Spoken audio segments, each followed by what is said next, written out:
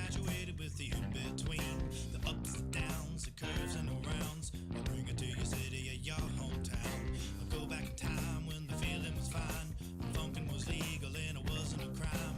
Party people lined up and down the way, a bigger celebration than your birthday. Funkin' up the neighborhood, I felt the fool 'cause the funkin' was good. Funk you in the city, funk you up in the woods. Funkin' up the neighborhood, funkin' up the neighborhood. I felt the fool 'cause the funkin' was good. Funk you in the city, funk you up in the woods. Funkin' up the neighborhood.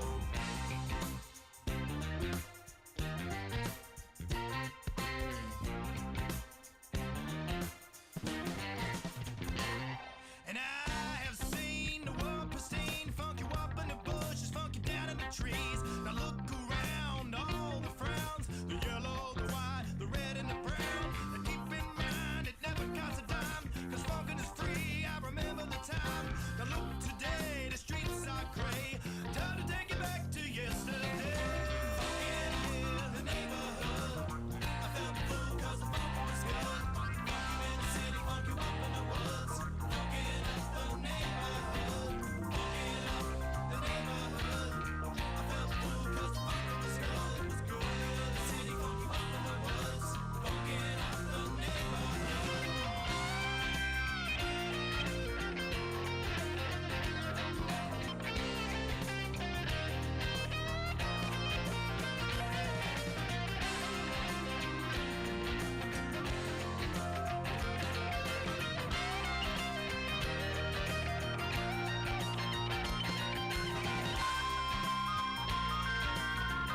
Funkin' up the neighborhood, I felt fool 'cause the funkin' was good. Funk you in the city, funk you up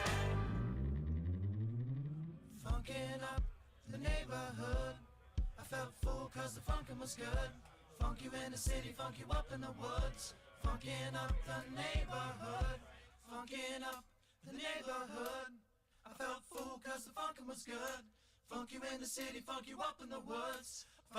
Funkin' up the neighborhood, funkin' up the neighborhood. I felt fool 'cause the funkin' was good.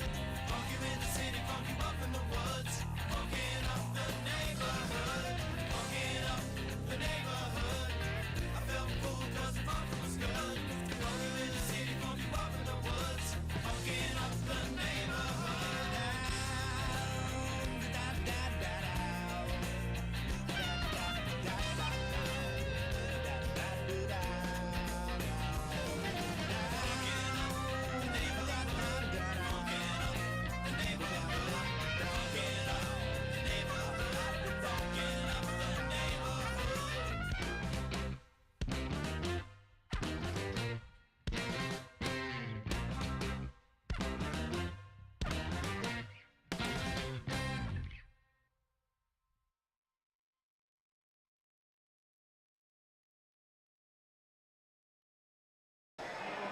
And we're live. And we're back. Welcome to the Underdog Journey. I'm Wes. This guy is David.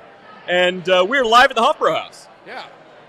Well, he's live. I'm roasting over here. I decided to rock the Hofbräuhaus official Steinmaster's jersey tonight. I like that. And it is really nice, but it is made for, I guess, playing hockey in and Right, staying yeah. warm on a frigid winter's night. Not for being underneath the lights in a hot restaurant. So Exactly. I'm literally and plus I'm fat, so that doesn't help. No, it looks good though. I like these jerseys. It's pretty cool. Yeah, they are really cool. I'm really glad they hooked us up with them. It was really nice of them to come up with this new design and everything. I really like it. Yeah, those look good. So the old one was a baseball style jersey. Yeah, it was a baseball style jersey, and then since we have the Blue Jackets right down the road here from the Hofbräuhaus in Columbus, they kind of transitioned out of the baseball, which we have the Columbus Clippers. That's right. Not very far away either. So with both of them being around, they can really play on any of them. And to be honest, the fact that they're not doing a football jersey is for one simple color, color is the reason. Is the Hofbräuhaus color is blue? Yeah, you can't have blue. You don't have blue football jerseys in Central Ohio. No. You just don't do it. There would be riots in the street. Yeah, riots in the streets. And I lived on campus at one point during all of those crazy riots. It was great.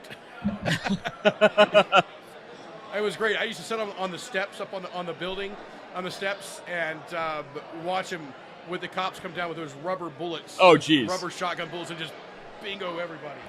I'm going to need a fest beer shortly. Fest beer? Okay. Yes. I'll do one of these. Caw-caw! All right, when I need it. All right. And that is how David orders beer, Yeah. in case you didn't know. So there was a movie, and I don't even remember which movie it was, where the call sign was that.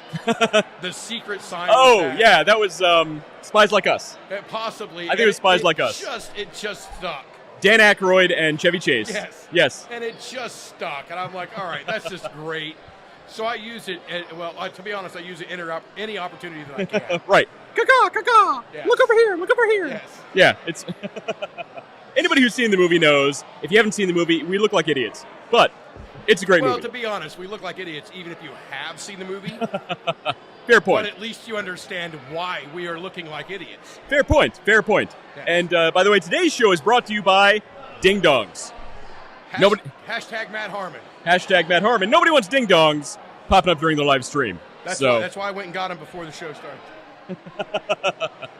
It was last week. I got caught unawares as I was doing my stuff in prep for the show, and the countdown. I was running around the corner with my beer last week to get on the show. That was good times. The joys of live streaming. Yeah, the joys of live streaming. Exactly. And one of these days we'll get on the house audio so everybody around can hear what we're talking about. Yeah. I mean, this place, and we can't turn the camera on. Man, it is loaded. It's full. I didn't bring the secondary camera today. It's packed. I can't believe how busy it is. It's absolutely packed, and we're getting there's a few hundred people in here right now. Yeah. So and a few hundred of them are looking at us like, "What are you doing, boys? What you doing in my Hofbräu?" Yeah. That old lady over there with the pink hair. Oh, she's gonna get you. She'll get me. She's gonna shank you. She is. It's true. She doesn't want me pointing at her anymore. We're moving on now. Yeah, I told you, don't point at people when you're on stage. They don't like it. I do it all. You'll change who I am, Wes. You just don't do it. I am going to green screen you out of existence. So actually, that was actually funny because you guys, okay, so you see the shirt in the background here. As we're getting ready to get started, Wes is like, hey, I've got some kind of a green screen effect on. Yeah, I had no idea. I didn't even know it was I didn't know it existed, but we've got a green shirt right here above us. There you go. And, Oh, now, I got you. There you go. Now I'm green? Okay, no. Well, I got your color. Oh, okay. So you got bricks on your collar for some reason. I don't know why. Okay, all right. Well, all right. Oh, okay, I see it there. Yep. All right, man. Technology. Today's show brought to you by technology. Yes. We're just figuring it out, too. Yes. Some things you learn, baptism under fire, as they call it. Exactly. So, David, is there any news about the Cigars for Warriors that were... Well, we are meeting with... Son of a biscuit. We are meeting with a group a group tomorrow to discuss a fundraiser. I actually sent you earlier in the week that Cigars for Warriors and in collaboration with Hiram and Solomon is doing a charitable event in the upcoming future. I didn't get a lot of the details. It was kind of like a first run page that it's happening, but it just had a name of a shop. It didn't have a location or anything. So I'm hoping we get some more information. I can share it with everybody as it develops, and hopefully, we get 100% of the information before next week, so that we can share it with you guys. So hey, if you want to donate to them, do it. You don't have to wait for ours. Just donate to the Cigars for Warriors, because it's definitely a group and a charitable organization that, I mean, come on. Even if you're not a smoker, even if you're not a cigar guy, we got cigars on this side of the table. We got cigars on this side of the table. Yes. So I mean, it is. We are we are looking to, whenever we have a cigar, it's relaxing. It is kicked back. We don't have a care in the world. It's true. And it seems to be that in all the places and all the locations I go across I do travel across the country, but most of my time is spent on the East Coast or up in New England. And that just seems to be the way it is. And the thought of sending to Iraq or Afghanistan or wherever these people are serving across the world to have a cigar and just kick back and be like, all right, I'm out. Right. I'm out for a little bit. I'm checking out, and I'm having a little bit of relaxation with it, man. That just it really is a nice thing. Actually, you got the Ding Dongs box in your color guard there too. You're seeing the delay. It's not there anymore. So you're there you go. So you're looking at the delay. So there's a delay. He's watching on Facebook. Well, for some reason, it paused. Yeah. So it brought it back. So anyway, Cigars for Warriors. Go on their website. You can donate monetary to them. You can donate cigars to them. Or if you really just like, you know what, I want to hang out with the guys from the Underdog Journey, West and Dave here, then we'll get the details out to you. Hopefully we'll have a location firmed up and a date firmed up. At least a location firmed up tomorrow and a date firmed up before our next week's show. That's our goal. And we'll share it with you guys, and we'll make some stuff happen. Right. So everybody go to cigarsforwarriors.org and donate, find locations to donate, and we will keep you updated on what we're doing with the organization. Over 540 donation drop-off centers across the country. So there is one near you. Yes, there is. Absolutely. Yeah. So just trying to get back to my notes page. All right. Yeah. So, well, just as a technical note, so that everybody knows, we still have gremlins, right? We got rid of the big soundboard. We've upgraded tech. We've done a lot of cool stuff, but we still haven't quite figured out our audio between the two of us. So we're getting there. I can't hear me, and I can't hear me, but we can hear each other. I can hear West, and West can hear me, but I can't hear myself. So we're going to try not to yell. So if you guys see us hear us getting louder now, I naturally do it just because I'm stone deaf anyway. But we naturally just start getting louder. So if somebody's like, "Hey, stop yelling," why are you yelling? Well, it's because we can't freaking hear ourselves. True professionals at all times. At all times. At all times. All right. So, David, how often have you heard somebody use the phrase, "Hope is not a strategy"? Oh, there's a huge example of this that we're not allowed to touch. Uh-oh. There's a huge example of this that we are absolutely not allowed to even go near. Oh, politics? Because it lands solely in the world of politics.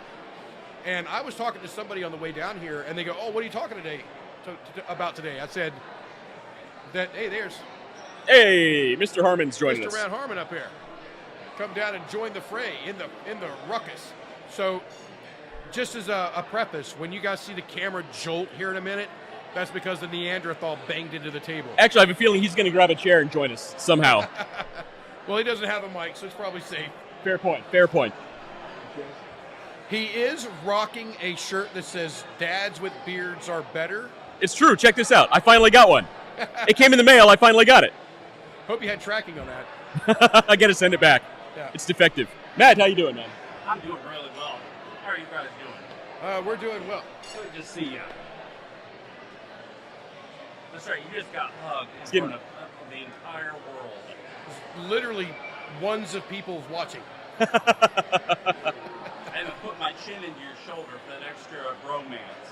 It's the movie Bros that was just in theaters. No. It would have done a lot better. No. It really would have. All right, so if I'm involved in it, it's going to do better. That's just how it works. All right, so Hope. And so I'm talking to them as I'm driving down here. They say, what are you guys talking about tonight? I said, well, we're going to talk about how hope is not a strategy for success. And pardon my very plain English, I do work in the construction world. Get your ass up and go make it happen. That's what we're talking about. right, and that's what it comes down to. So and they go. So you're talking directly to me? I'm like, well, we're talking directly to a lot of people because I've heard it from a lot of people. It's like, I wish this or I hope this. Like, screw all that. Get your ass up and go make it happen. right, most of these shows are actually directed right at myself. Yes. So And me, I think that's the expression. yeah. Yeah, what's that? Make it happen, Captain. Make it happen, Captain. That's right. Exactly. So, or if you're from Larry the Cable Guy, get her done. or cars. Yeah. There you go. So Happy to tornado to trailer park. You sound remarkably like Larry the Cable Guy when you do that. I was born in Huntington, West Virginia. I speak very fluent cornbread. All right. It's you sound a lot like Nader. Yeah, I can do it. There you go. So hope is not a strategy. It's one of those cliches we just kind of ignore. Yes. But I think one of the reasons why we recognize it so often when we hear is because we actually need to hear it a lot more than we do. Yes. It's one of those things that once you actually take it to heart and think about the words and think about how they relate back to what you're trying to achieve in business and life, in your personal life, I mean, it can really change your perspective a lot. So every single person in the entire world has some invention or business idea that they think, at least, is $1 million idea, right? And we've talked about this. We have talked about this, and both of us are under the belief, and the full belief is everybody is walking around with an idea that could potentially make you a millionaire. Right. It's beer time. It's beer time. Come on. So. Well, she would have had David finish his beer on time. No, I have not given her the sign. Oh, he did. Yeah. What's the sign, David? Caw-caw! We'll see if she gets it. No, she didn't see it. She's busy. She's actually earning money. She's busy with real customers she's right now. doing her job. So she's doing what she should absolutely be doing. True. All right. So, but it's true. Everybody, think about it. Every single person out there has, at one point in their life, had an idea. They're like, "This is $1 million idea." No, you have an idea. Even you have an idea right now. That's it. Not one time in your life. You have an idea right now that could. Well, that's true. Got me fired. But how many of them have you thought were $1 million ideas? Well, I thought they were worth something. Well, maybe not a harassment lawsuit. I thought that harassment lawsuit was $1 million idea for the girl. Okay, moving on. So, I completely lost track of my notes. All right.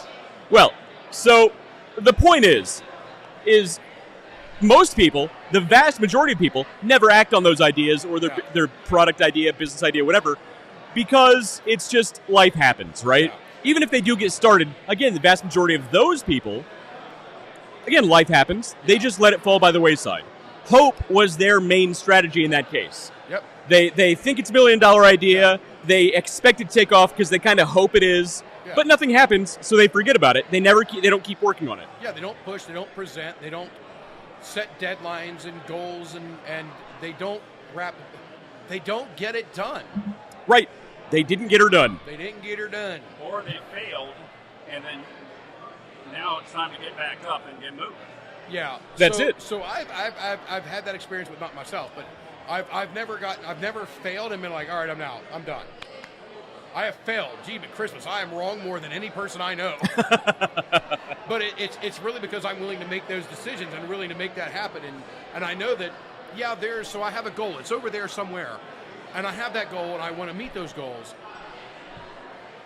I know there's a million things between here and there. Right. I'm not blind or obtuse to them. But I'm not going to let them stand in my way. Right. If something comes up, I'm going to find a way through it or around it. Get her done. Right, and that's where you are. That's why you're the kind of man who gives away full boxes of Little Debbie's for Halloween. Admit it. That's high rolling right there. To clarify, I happen to have 160 boxes of Little Debbie's in my car right now because he literally does. I'm going to give away full boxes of Little Debbie's in the neighborhood to establish my dominance over the other neighborhood dads. I can see that. It's a dominance play, is what it is. It's the modern gorilla. Well, no, see, I've been with my #current wife. We've been together almost 20 years. And earlier this year, I found out that when they were trick-or-treating when they were young, they had a place that they went to one time that gave away full Little Debbie's, and I just was like, what? Why am I just now learning about this? What? No, this is happening. We're making it happen. You're old as right now, and you still remember it. I'm making it happen. There you go. So that's what we did. So I've been hunting. I've been through Costco, Sam's Club, and I went to 3 different GFS foods today to get the stuff. So you need to up your game for next year, too, because all the kids from this year are going to tell all their friends moving forward. And next year, you're going to be just slammed. Yeah, next year, I need to get about 30 more. We have about 175 kids come through our neighborhood. Okay. So you need at least 200. So I'm going to get 200. Because you're going to get double kids coming through. Oh, yeah. Well, you will. I'm thinking about getting a hand stamp and literally hand stamping the freaking kids as they come by. And maybe the parents, too. I don't know. Right. That's a good idea. You'll know who they are. I'm not going to remember crap. Dude, I don't know what my kids went. No, all kids look the same. I recognize my kids. All other kids look the same to me. Yes. She's not paying attention to you. No, absolutely. She should.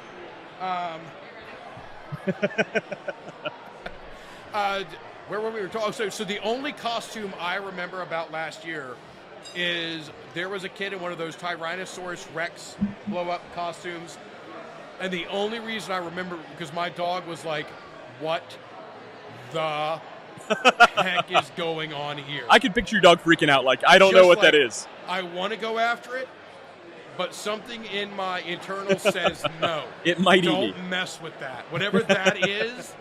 Bark at it from a distance. Right. So she's just sitting beside. So I open the door. She's like, nope. I ain't going out there. I ain't doing that. So I'm excited. Because it's really cool. And last year we did the full size, the whole candy bar thing. We gave it away but in our neighborhood, that's just what they do. So you live in a pretty nice neighborhood, is what you're trying to say. We live in a decent neighborhood. Big city New York guy over here. I don't live anything close to what looks like a city. He lives in New York, though. That's bad enough. Yeah. Yeah. Come on, man. I'm still good, thank you. Fest beer. Can I get a Moscow Mule? Yeah, of course. Thank you. What kind of vodka would you like? Whoa! Did he just order a Moscow Mule from a German restaurant? Yes, he did. I thought that's bourbon and ginger beer, isn't it? So he needs a German Mule, which is basically schnapps. Jägermeister. Yeah, just a big glass of Jaeger. Just a big glass of that literally would be awesome. So if I ever open a German place, every mixed drink would just be Jägermeister. Just a glass of Jaeger. Just a glass of Jägermeister. It's probably a good thing I don't own a German restaurant. Right, yeah, exactly. Well, when did a Moscow Mule get vodka in it? Was that vodka? Yeah, it's Moscow. That's the Moscow part of Moscow Mule. What did you think was in it? Bourbon? I think you're thinking of old-fashioned. You think old fashioned? No, ginger beer and bourbon. What is that? So ginger beer and Irish vodka. Ginger beer and Irish whiskey is an Irish mule. Oh, that's good. And they are good. Huh? Well, I already ordered I think bourbon might be a redneck mule. Ooh, that's good. So like a donkey. Well, it's a. No, we're moving on. Yeah, let's go. Let's keep going. So we've talked about Trick or Treat. We've talked about Moscow Mules. And we're talking about getting off your ass and go make it happen. So that's where we're going to stick with. Look, this is what happens when we're live. Okay. You want to hear my $1 million idea? What's your $1 million idea? All right. Now, I researched it and found out it won't work because it already exists. But at least I did the research. And we're moving on. He invented Facebook. When a guy goes to pump the hand soap at your kitchen sink, the soap dispenser always flies off into the sink. What? Oh, it does every time. I guess if you've got big hands, you got the little carnival hands. But if you got bigger hands, you hit that soap dispenser and it flips forward. Well, they've got big glass soap dispensers for the back of the sink that don't do that. David, do you have that problem? Yes, actually. Where the soap dispenser flies off? Kitchen, we have the one you're not supposed to smash it like Hulk. No. Hulk hand soap. All right. You're talking about, okay, so if it's a soap dispenser this big, we're cool. Yeah. We're cool. But if we're talking about one of those little soft soap, little teeny tiny Kroger things, it falls into the sink every time. You're not Shrek, just delicate touches. Oh, they brought our food. We didn't order food. Oh, they brought their food. They brought their food. All right, so fair. So your idea is just a bigger soap dispenser. Well, I had originally wanted one that conformed to the ridge of every sink, but they have big, heavy soap dispensers that eliminate the problem. Here we go. Well, no, they have those, but what about the people like us who just we literally get it off the shelf at Kroger or Wegmans or whatever store we're in, or Target, and then we put it in. It's that little plastic bottle. Why not build a base? A base with a little turn screw on the back of it that just locks it into place. So you can actually, How nice would that be? And then your soap dispenser's not flipping, but now I just announced it to the world. So for those of us non-Hulk people who can actually push a button without it exploding. I don't know. Wes, tell us. In your experience, what's it like having girl hands? It's a dainty hands. Look. Actually, that's not fair. I know women with more manly hands than you. Yeah, come on. I'm going to leave it at that. I'm not going to go. I'm not going to move on. Eat a banana. Right. You're not the same when you're not eating a banana. Go on. We're going to move on. Okay. No, I was going to see how long it went. Nope. We're moving on. So, here's the thing. Okay. The point the thing is, regardless of your idea, you got to move forward with it. Now, you have to do your research to make sure somebody doesn't already have that idea. His phone is flashing at us. But I don't like being flashed by Matt Harmon. Nobody does. His wife's a lucky lady. So, but here's the thing. What do you do if, let's say you have a job that's relatively mundane? Let's say you cut grass for a living, right? All right. Yeah. Okay. You love what you do, but how do you take it to the next level? How can you really explode onto the scene cutting grass, right? That seems like kind of a mundane, boring. Who even wants to hear you talk about something like that? You find it fascinating, but who else would? Well, I know you have some examples because we have some examples here. I actually have an example, and my example is your drink. The very. All right, what the hell did he get? That is not Jägermeister. What is that? What is it? What'd you get? Well, it's supposed to be ginger beer and vodka and bourbon, but it doesn't taste anything like that. She laughed when she walked away. All right. So I don't know. So, the very first podcast we had, I was rocking the guy's shirt. The guy's shirt's named Cletus McFarland. Mm-hmm. Garrett Mitchell's his actual name, but Cletus McFarland's his YouTube channel and everything. And when they were rebuilding his racetrack that he bought down in Florida somewhere, there was a guy that came on his channel in a collaboration for the grass at his track. Yeah. And I got to tell you, as he's talking about the grass, I'm like, yeah. Yeah. That's cool. And then I literally watched a video of them laying sod of this stuff down. Right. So collaboration goes a long way.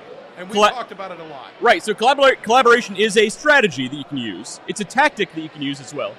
You know what's my new favorite channel? What's that? The Hoof GP. I think that's the name of it. It's an Irish guy who goes out to farms and does the hooves of the cattle there. Oh my God! Sure. Oh my God! Yes, I have seen so many videos, and I will sit and just watch. I'm like, that's cool. It makes me want to do that job. And have you seen the one with the donkey, the mule that had the curl hooves? They had to come all the way back. Oh my God! And he was, it was a great video. And to watch him start walking afterwards, I was like, oh, tear. Yeah. It was great. There you go. Yeah, we fall into some very weird video loops. Yeah, we have. So the point is, though, there's a point somewhere. There's a point somewhere in here, and we're going to find it. The point is, no matter how mundane your job is, no matter how boring or run-of-the-mill your job is, you can make it explode. So we have an example here, and it's actually a really good one. So there's a video, or there's a YouTube channel called Blades of Grass, and we're going to show it here. Let me just... that's a kick-ass name. Right, it's really pretty good. That's a kick-ass name. It's pretty good. Oh, that's a good name. So, you're going to have it here on your screen in a second. But Blades of Grass, this guy's literally, he cuts grass for a living. That's his thing. Not even a full landscaper. He cuts grass. Look at this. He has on his videos, when it pulls up here, he has about 1,000 videos. Most of them are shorts. And he has over 180,000 subscribers. 180,000. So I see there. 180,000. 180. That's not only monetizable, that's full-time job money you're pulling in. Yeah. Like, really good money. Yeah. All I need is 180,000 viewers, and I could be making money. 180,000 subscribers. Oh, you'd be making a lot of money. It's good, and we'll show you here in a second how much he's pulling in. Because there's another platform we're going to show you that can show... is this the guy that does the edging? Well, there's multiple guys who do this. This is one guy. Okay. But This guy, literally, he edges, he cuts grass, and he talks about what he's doing. And what got my attention was this video here. He posted this. Look at that line. Look at that line. All right. It's beautiful. For It's a beautiful suburban thing. house dads out there, there's nothing like edging your property. Oh, edging's the best. It's just. I went and bought. I've tried to use the weed eater, and I've got a manual edger thing that you cut along. I finally this year went and bought a gas powered. Of course you did. Yeah. Edger for it, and I was like, oh. So I got to edge around the pool now, Of and course you do. I might actually do a video of that because. Edging. Oh, I use the weed whacker like a man.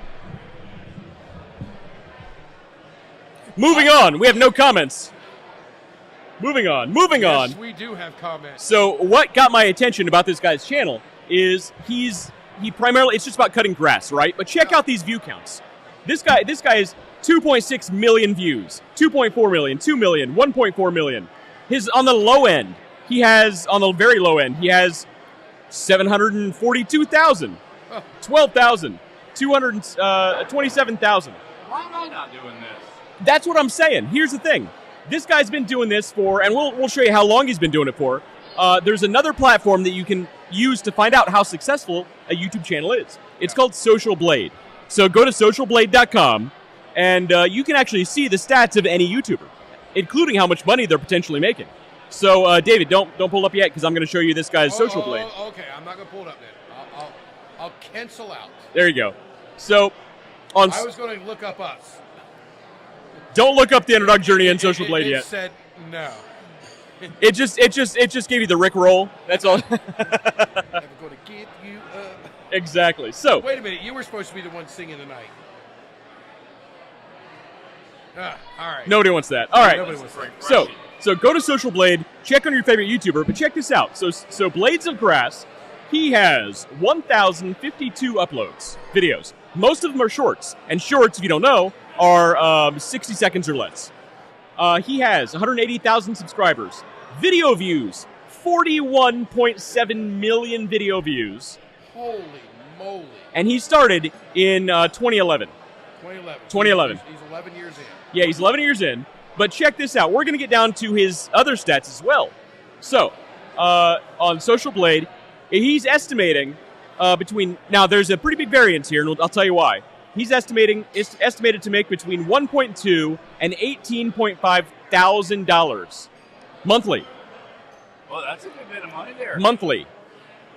Now, the reason it has that big variance is because the type of ads that are running, the view time of his channels, YouTube's algorithm ebbs and flows all the time. So it's probably somewhere in the middle. So it's probably somewhere around $7,000 to $8,000 per month, which is decent money. If you cuss a lot, does that take your monetization down? No, Okay.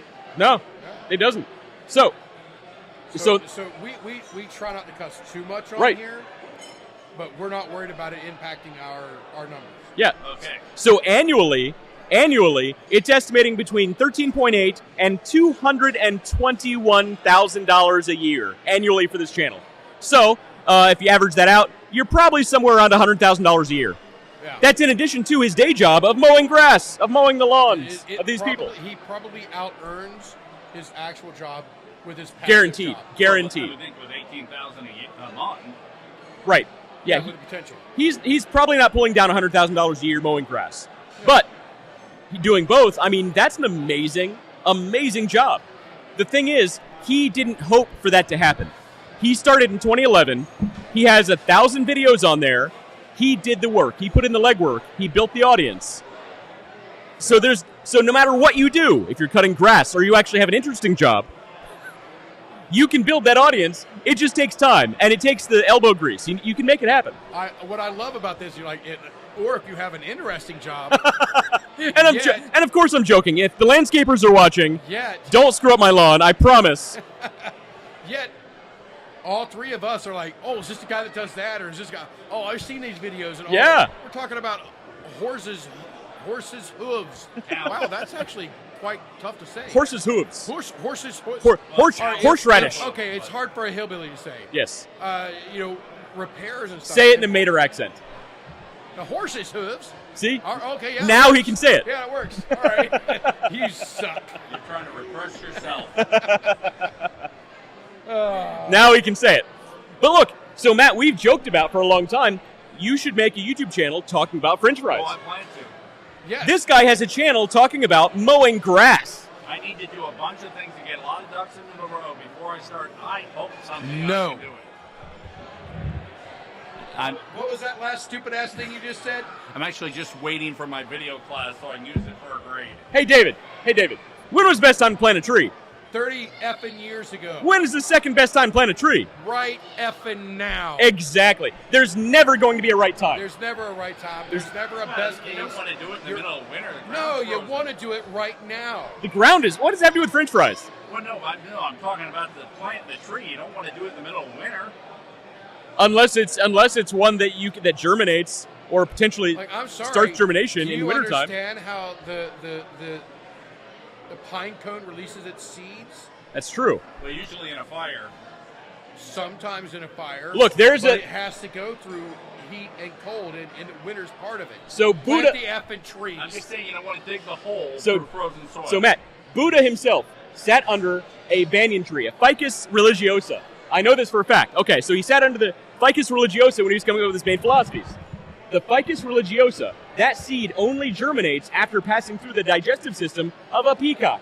A peacock needs to eat the fruit, crap out the seeds, and then it plants itself. Look, there's no better time than today to have a fig Newton, crap the seeds out, and your idea germinates, and you are the next religious leader of the subcontinent. I absolutely agree with you. Now would be a great time to plant a tree because the ground's not frozen. That's fair. We're all over the place. My point is, Hope is not a plan. hope is not a strategy. Yes. Oh yeah, I agree with that, 100%. Yeah. You gotta have a plan. So I'm thinking you could do, let's say in the middle of winter, you could literally do a review of just the potato. Just the different potato. types of potatoes Yes. and the fries they make. Yes, and how you get them. So I know McDonald's. I mean, all right, I'm a nerd. Everybody knows that. I have literally watched at least 3 times the documentary about the McDonald's potatoes. I didn't even know that was a thing. Oh, it's a thing, all right. It's a thing, and I've watched it 3 times. McDonald's has the most technically advanced French fries on earth. Technically advanced. Oh yeah. How do you We're not going to get into it. Okay. Continue with your point, This David. is not the potato. This is not the French fry channel. Save it for Although my podcast. you really need to start doing it. I really do plan on doing it. And to be honest, your first 1, 2, 5, 100 are going to suck. Go back and watch Joe Rogan. On his first I beat you to it. He You're beat me pissed. to it. He beat me to I was going to say. No. I was going to say that. I was going to add to that, though. Your first 100 videos are only there to get your first 100 subscribers. Yeah, All right. It takes time. it does. But once you reach that tipping point off the plateau, I mean, you are just going to rock it. All it takes is one video Yeah. to go mildly viral, and your audience can explode for no reason. what's For no mildly reason at viral? all. Let's say you're in a niche that has, I don't know, 2,000 people halfway interested. They share that in one chat room or one group, or they forward it to 5 friends, and they forward it to 5 friends. I posted some photos on my Instagram of just a student who did some modeling for me, and overnight I got 20 new people on Instagram. Yeah, it's It was- cravy. It was really wild how quickly it happened. I mean, Right. 20 is not 2,000, but I wasn't expecting an overnight boost. Oh yeah, no, my other YouTube channel. yeah, it's doing very well. It's doing really well. Now it's a super small niche. I have maybe 15 videos. I have over 700 subscribers now, so it's not bad. It's getting there. From heights? Yeah, Oh, that's great. it's a You small don't watch niche. him? I literally watch him. He I'm will pretty not good. Tell me where his link is. Just, I don't think he wants me on that one. You know what? No, I don't tell you, my mom, or my wife, my current wife. What we'll do is As soon as I don't have homework to do, I'll find him. Homeworks. You go to art school, Matt. I went to art school. It's a Friday night.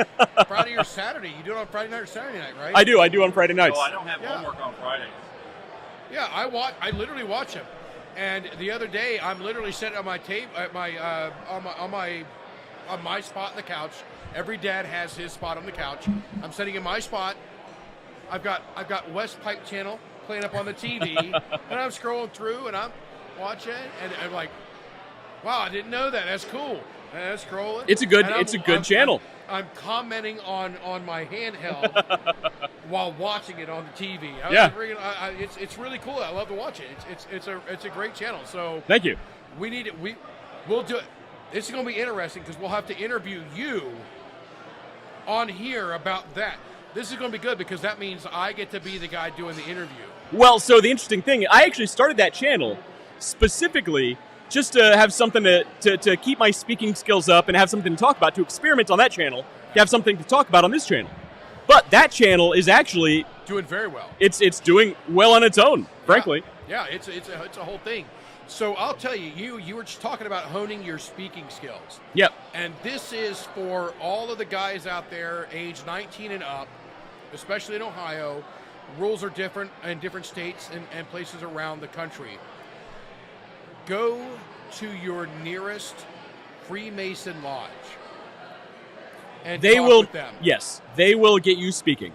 Your speaking skills will become legendary. Well, if you're using a lot of big words, too, it makes it a lot easier. I do my best to use as smaller words as possible. Oh, they even make up words that you'll be using. Oh, yes. So, in there. Oh, there's some really old words, and when you say them wrong, you'll have old guys on the sideline going, eh. Yeah, so you'll have guys who look like Yoda complaining that you're not speaking like Yoda properly. Yes, indeed. That's how it works. But it really is a good organization, and my speaking skills it went up. Yeah. And I had a lot of people talk to me after. It's like, man, since you joined this group, since you joined the Masons, your presence in a room is felt. And when you speak, it's crazy. I do, like when I talk with business, I don't use the business buzzwords. I don't use technical jargon. I don't do any of that. Right. I use the smallest words possible because I'm a firm believer that you can have a dictionary. Who's the talk show guy who has he's basically a dictionary. Oh. Merriam-Webster? No. I missed that show. Yeah, you're a funny guy. So anyway, Arsenio Hall? Dennis Miller. I like Dennis Miller. Yeah. He's a great guy, but his vocabulary is just impressive. Oh yeah, half the stuff he says you can't understand until you look it up. You got to freaking look it up. So in my opinion, if you're trying to communicate with people and they have to go, that means you're a poor communicator. Oh, right. Very poor communicator. If they don't understand what you're saying because you've used all these other buzzwords and these obscure references and stuff, right. You're not a good communicator. You're not doing well. You should be able to speak to people easily and be able to generate a passionate response. Right. So, I love this. I got to do a thing. So I took a picture today. Here it is. I don't know if it'll zoom in enough, and I don't know if it'll come up on the thing. So I was at one of the places, one of the Gordon Food Services to buy my Little Debbie's, right? And on their board, it said, create raving fans. Raving fans. You know why it says that? So what I did was I brought the young man who was there. I was like, do you know what this is from? And he goes, well, here's a funny one over here. And he said, funny. I'm like, yes, that actually is funny. But this is from a book called Creating or Raving Fans. Raving Fans, yeah. And I said, and you should read it. Off the top of my head, I don't know. We can Google it in a minute. Gross. Or Michael Gross. But last name's Gross. But Raving Fans. Gross. I read it a long time ago. I've read it at least 5 times. I mean, I don't typically go back and check what the author is. I right. read the book. That was Raving Fans. So it's funny you bring up Raving Fans, though, because that kind of ties into the next point of what we're talking about. So tell us the idea of raving fans. Well, the idea behind raving fans is you're not looking for customer satisfaction. You're not looking for somebody who found your interaction successful. You are looking for someone that is emphatic about spreading your news. That's Ken Blanchard. Yeah, Ken Blanchard.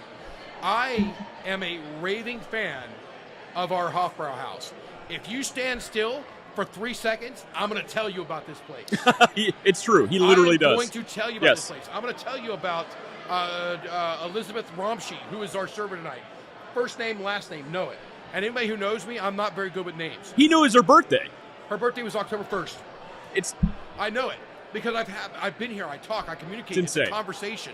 And the people that aren't here tonight, I know that they're not here. I'm like, wow, it's a Wednesday night, so it's not a busy night. But I know they're missing.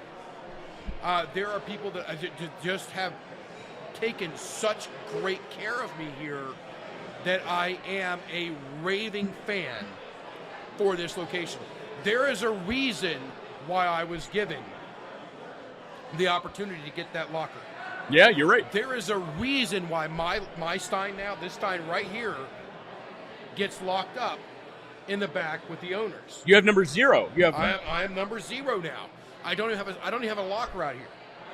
There's a reason for that. It's because they created a raving fan out of me, and I am now an ambassador for this establishment.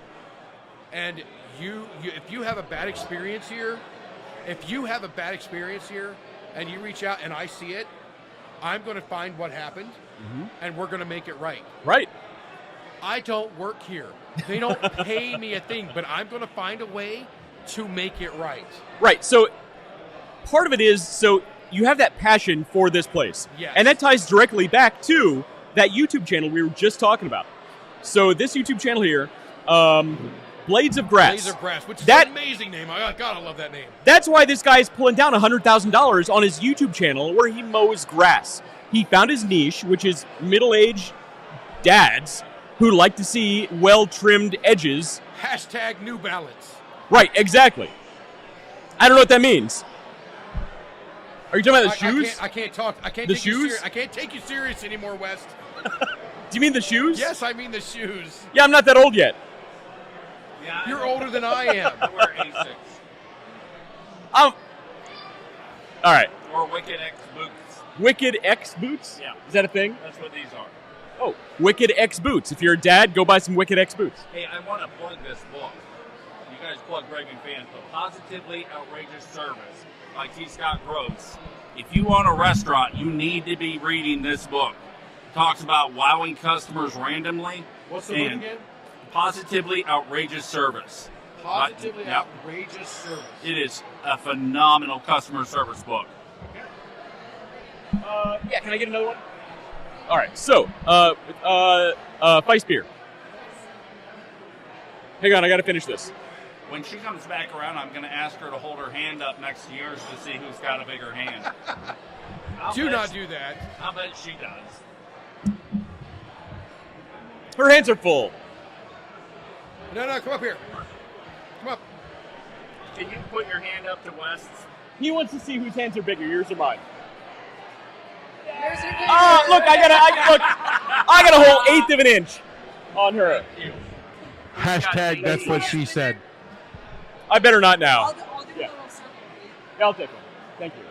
Dainty Look, hands. no, I come from a long line of carnies. The inbreeding makes the hands smaller. I was just going to say. Wait till you see the webbed toes. Wow, I was just going to say you're a regular-sized human. That's true. I'm not one of these guys We're not, who tries to get some hand soap and they go, Hulk, smash hand soap. Oh, it's over there now. That's exactly what happened. It's not over there. It's in the sink. It falls in the sink. No, you can't just do one of these. Just... No. I'll tell you, those people from Texas, the game. I feel like that Cobby guy who's like. One of those. I should go around and ask all the big guys in here if they have a problem with hand soap. Yeah, all the big drunken guys who just finished 12 liters of beer. Do you have a problem with hand soap? They'll know exactly what I'm talking about. I knew what he's talking about. The moment he's like, a president falls in the sink, I'm like, yep. No, Yep. That has literally never happened in my life. Okay, so going back to the point of what we're trying to talk about. Oh, we're talking about. I'm over here on Amazon looking for this book he's talking about. What was the name of this book again? Positively outrageous service by T. Scott Gross. So, actually, everybody who works in any kind of service industry should probably read that book because service is dead. No matter where you go, except for here, every place else, service is dead. Oh, yeah. I have some nightmare stories. We should do a show about nightmare customer service stories. Oh, God, please. Yes. Please. So we were on this very stage. So I remember this night. So we're on this very stage, and I was dealing with Huntington National Bank.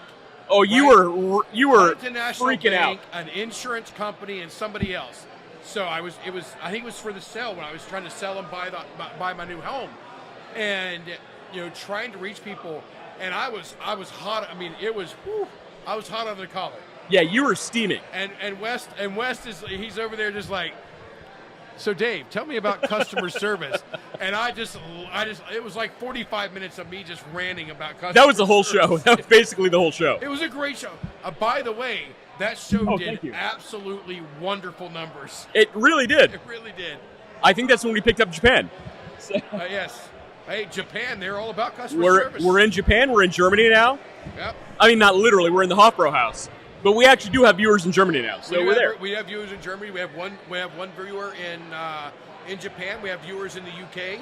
We do. Yeah. It's so look, the point is, so that kind of does relate back to the idea of no matter how mundane or regular you think your job is, you can make it interesting as long as you're speaking to the right audience at the right time.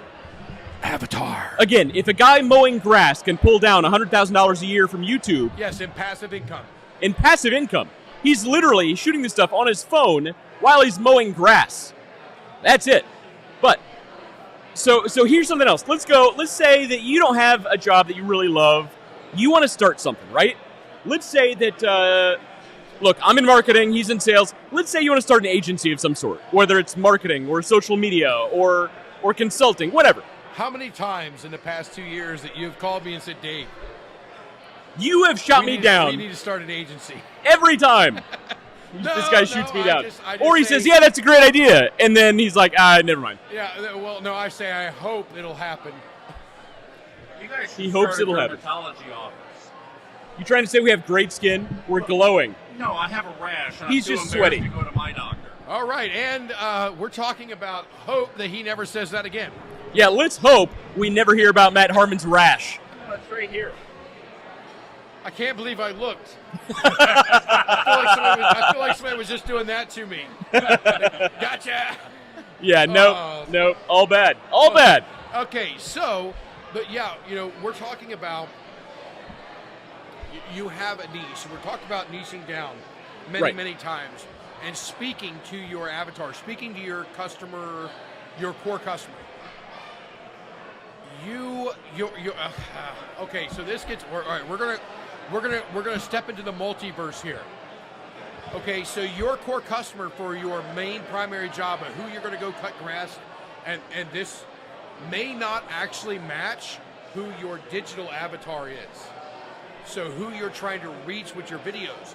Because if somebody comes up to me and says, "Hey, I want to mow your grass," I'm like, "Nah, I got a teenage kid. He mows the grass or I mow the grass. That's all there is to it." Right. But I'm watching your videos. Right, exactly. I'm watching your videos. Exactly. No, and that's totally true. 100% true. So you mentioned the book Raving Fans. Yes, And I love raving fans. So that's almost identical to another book that I personally love called 1,000 True Fans. And that was written by I think Kevin Kelly wrote that. I'll look it up and make Yeah, sure. I think it was a guy named Kevin Kelly. And the idea is you don't Kevin need Kelly. right. Yep. You don't need 1,000,000 people who kind of like you. You need 1,000 people who love you. Yes. That's it. 1,000 people. Because here's the thing. Let's say you're starting an agency, okay? Let's say We're listening. he's looking too intently at me. I don't trust him. All right. I wouldn't either. So let's say you're starting an agency. All you need is five clients. That's it. 5 clients. If you have 5 clients, each one paying you $2,000 a month, that's $10,000 a month. Now get this. Now that doesn't sound. It kind of sounds like odd numbers to live a life on, and it kind of is to start with. But remember, you're starting. Okay. Now, With that $10,000, you can outsource most of that work to say Fiverr or something along those lines, or $3,000. You know, we've never done a show on Fiverr. We need to do it. Right. $1,000 of pure profit? Why no? Not even close. No, not even close. So you're outsourcing for $3,000. That gives you $7,000 to work with on operating costs. Okay. That's a reinvestment. Right, reinvestment. Now, what that then allows you to do is invest in other areas, hiring new people to bring on new clients to outsource more. You're basically running an agency. Your outsourced people that you're working with are your employees, right? And it exponentially grows from there. You can pull down 6 figures, 7 figures within a number of years. 5 years, you can be pulling down 7 figures. You just need to be able to get a small number of clients to begin with. Now, how that relates back to 1,000 True Fans, look, if you're on YouTube, okay, and you're selling a product, you're trying to sell a product or service, this guy mowing grass, okay, he doesn't need 1 million clients to go out and mow 1 million lawns. He needs 1,000 people to watch his videos of him mowing this grass. Look, if you got 1,000 people to pay you $1 a month, it's $1,000 a month that you didn't have before. Now you get those people to pay you $10 a month. 1,000 people, $10 a month. You pay more than that for a cup of coffee, for cups of coffee per month, right? Maybe not you. I'm going to equate it to beer. Okay, beer. How much? So you're spending more than $10 a month on beer. You continue to read that correctly. Yes, I do. So look, if you get 1,000 people to give you $10 a month, $10,000 a month, $120,000 a year, I mean, it adds up exponentially. Yeah. Let's say you're selling, so we're not going to get into your side gig, but hypothetically, if there was somebody writing a book or creating an online course, okay, and you sell that online course, and there's the math on that blank white screen that you guys can't you couldn't see. see that. So let's say you sell an online course for baking brownies or cooking French fries, and you sell that course for $100. Now look, I promise you, most online courses cost way more than $100. So it's a bargain course. Right, but you get 1,000 people to pay $100 for that course. Guess what? How much did you just make? 100 times 1,000. Oh, $100,000. $100,000 a I'm month. going to need you to take my shoe off. I'm going to need my toes for this. So look, if you have an online course, you sell it for $100, okay? You sell that to 1,000 people.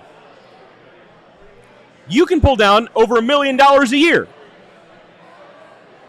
He's watching us on Facebook. He's wearing slippers to the Hofbräuhaus. But my point is, They are Crocs, sir. Oh, keep going with your point. they are Crocs, and this whole thing is a crock. It's all a crock. So my point is, though, you don't need that many people to follow you. Yeah. It all relates back, and it all comes down to get out there and do it. Yeah. Don't hope it's going to work out. You need to make it happen. Yeah. There's no better time to start a YouTube channel than right now. Oh, actually, I have YouTube news, by the way. But when we're done, I have YouTube news. Big news for YouTube users, especially new YouTube users. So keep watching. Okay. All right. All right. So You talk about big news. I'm like, I have. You know, we didn't talk about business news tonight. We didn't. At the beginning of the show. I completely forgot until just now. Yeah. All right. Well, we'll continue on because I want to get through this, but there's a little bit of business news that I have, and there's some examples out there that I've asked to have sent to me. They haven't been sent over yet. You know who you are. You know who you are. It's not me for once. Get it to me. Get me the data. I have some rough numbers, but they need to be refined a bit.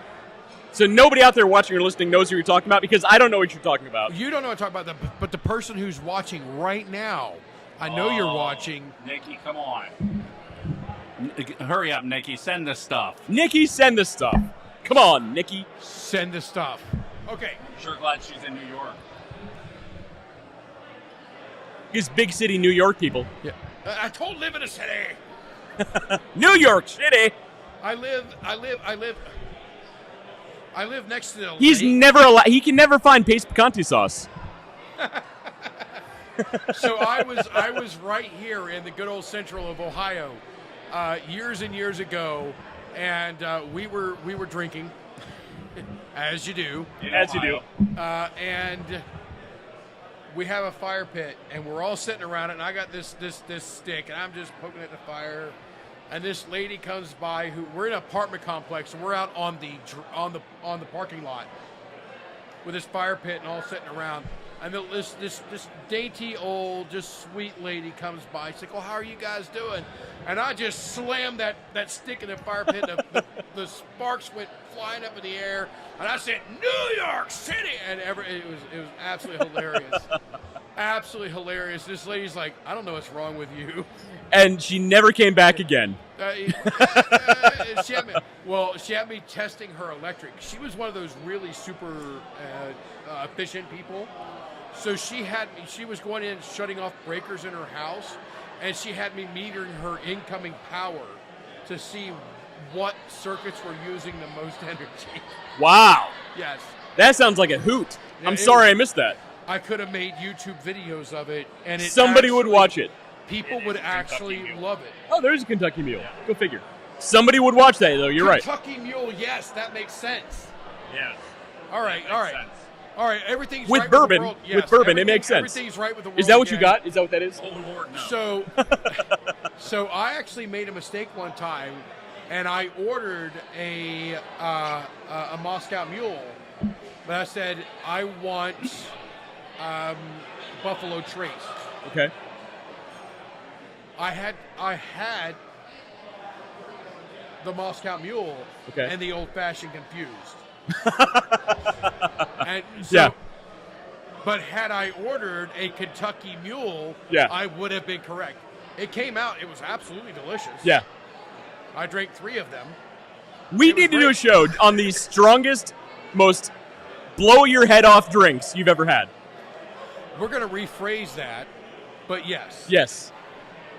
Yeah, I got some stories I don't want to share right now. I wasn't there. He was not. I didn't even know you then. Yes. I wasn't there. I wasn't part of these stories. No, for once. Most people, when they're like, "Were you drinking?" I mean, literally, the Hollywood stars get pulled over out on the boulevard, and the cops pull them over. And they're like, "Have you been drinking?" "I only had 1 drink, sir." Oh, like, was Dave there? I was actually just outside of Hollywood. I'll tell you that story later. On another episode of the Underdog Journey. Yeah. So, anyway. I have news. You have news? Yes, I have news. Actual business news? Yes, indeed. You have. Okay, let's hear it. I, Matthew Harmon of Little Red Hen Photography, sold my first still life photograph yesterday. Ah, not models, but still life. Yes. Nice. Yes, it was the still life underwater that I shot. Was this to a collector? Was it to in what format did you sell? How did you sell? I had given the one of the there's about 3 prints, and I'd given one of the prints as a gift to a friend of mine. And that friend came back and said, "I'd like to buy the other print." Nice. So I said, "I will sell you 2 of 20, number 2 of 20, since number 1 are the number that you assign them. Yep. Yep. And so I got $100 for it. Nice. That's awesome. Yep. That is great. It's a start. Yeah, totally. Yep. I didn't hope. I made it happen. And that's it. Look, hope is not a strategy. So here's the funny thing. Okay, let's go back to the idea of starting an agency. Yes. And you say, well, all these big companies, they already know what they're doing. They don't need me. Touche. Wrong, my friend. Touche. Absolutely. Hey, can I use a curse word? Uh-oh. Bullshit. Bullshit. Bullshit. These guys don't know what the hell they're doing at all. No, they don't. Nobody actually does. So I work with a number of Fortune 500 companies. He works with a Fortune 50 company. And all the time, we have third-party agencies we work with who my senior executives, the C-suite, will listen to them every day of the week over people in their own organization, regardless of how much expertise the people in the organization actually have. So I'll give you some examples here, but what were you going to say? Well, now as you're speaking, there is value. There is major value when you get to You do need the outside voice. I understand the outside voice. I get it. You got to be able to step back. You got to be away from the project. If you're too close, you sometimes you can't see. So there is that. So I'll give them that. So you do. The bottom line is, they need you. The bottom line is, whatever it is, whatever niche you're in, you are going to bring value to people in that niche. Even Right. if you think somebody knows more than you, doesn't matter. Doesn't matter. You're going to have something that they need. Right. So there's a couple points I'd like to make here real quick, though. You mentioned no matter how much you think the other person knows more than you. Now, I went to the same art school that Matt Harmon went to, and I'm not. So they went downhill a bit. So yeah, I've improved my life a little bit since then. Yeah. Right, but so I remember I was in class one day. Oh, yeah, it's a great art school. I was in class one day, and you know how like fine arts students are like, everything is art, everything is a beautiful butterfly, all that BS, right? So we were in film class one day, and the teacher was asking what we thought of this clip that he played, and some of the students were like, well, I mean, it was all right, but like, I'm not the one who created it, so who am I to say how good or bad it was? And he stopped right there, and I'll never forget this. He looked at us all and said, you are going to school for this. You're training for this. You have more of a right to say about how good or bad this is than anybody else in the entire world. Anybody else. Yes. Out of all the people in the entire globe, you are the one to say how good or bad this actually is. So no matter how good you think somebody is, how much better you think somebody is than you, you are the right person. If this is what you do for a living, you are the sole only person who can determine how good or bad something actually is. Can I have a cream puff or the big cream puff? Yeah, just a normal one? Yeah.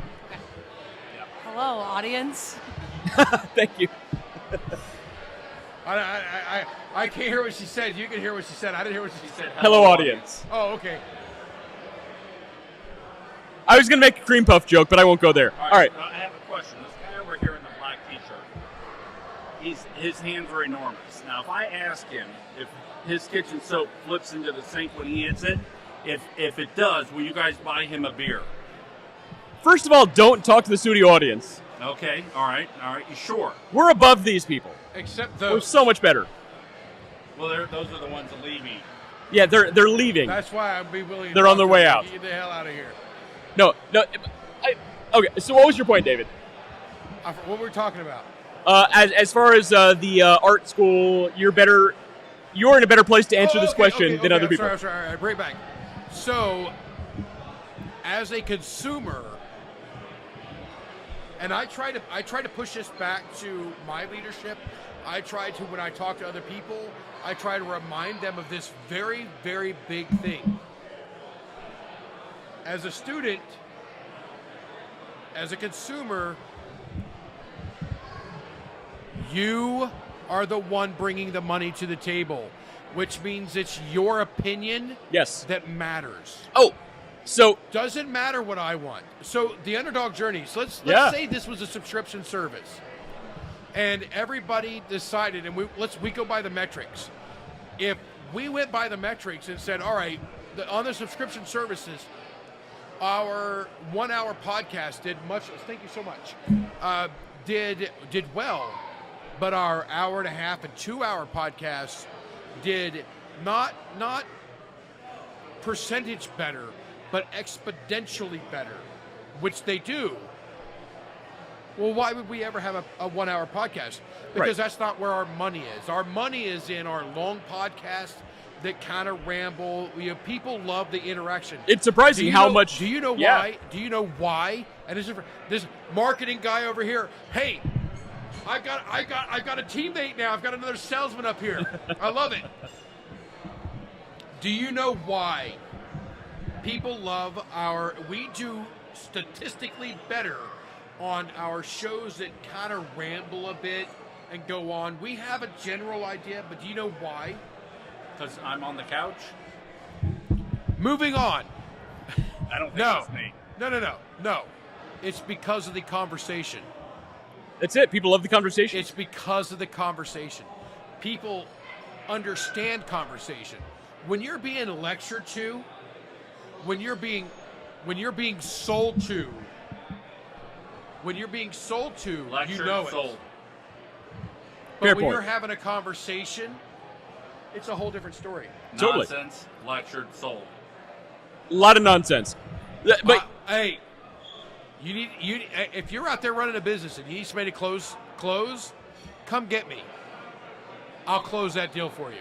And he literally will. I will. Free of charge, just for fun. Not free of charge. I will charge you out the ass because I am worth it. But if you have a thing that you want and you need it closed, call me.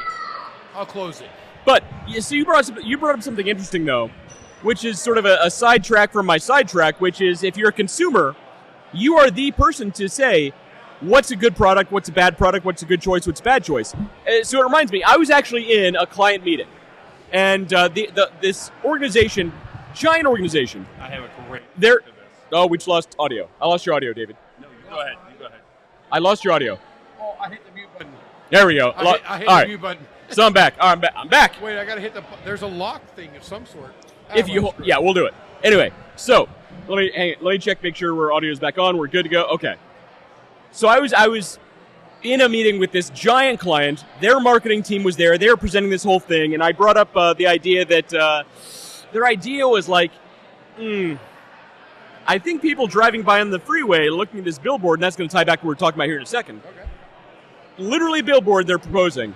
There's a campaign of billboards, actually.